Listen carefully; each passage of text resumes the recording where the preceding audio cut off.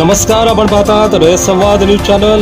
भोकरदन तालुक्यातील वज्रखेडा येथील शालेय विद्यार्थ्यांचा शाळेला जाणारा रस्ता झाला बिकट। भोकरदन तालुक्यातील वज्रखेडा येथील मुलांना शाळेत जाण्यासाठी चांगला रस्ता नसल्याने त्यांच्या शिक्षणाची वाट बिकट झाली आहे। त्यांना जवळपास 3 किलोमीटर चिखलाचा रस्ता तुडवत शाळेत शिक्षणासाठी जावे लागत आहे। यामुळे गावकऱ्यातून संताप व्यक्त केला जात आहे।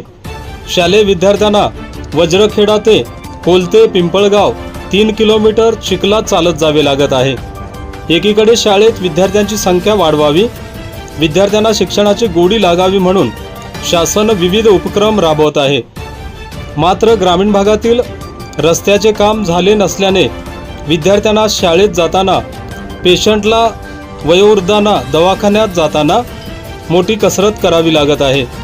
अनेक विद्यार्थी पाऊस पडल्यानंतर काही दिवस शाळेला सुट्टी मारतात, त्यामुळे त्यांचे शैक्षणिक नुकसान होत आहे।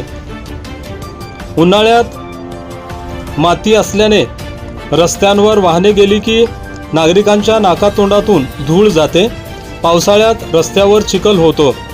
याच चिखलातून शालेय विद्यार्थ्यांना बाजार हाट, दवाखाना, दूध, भाजीपाला, खत, बी बियाणे तसेच इतर कामासाठी गावात ये-जा करावी लागते।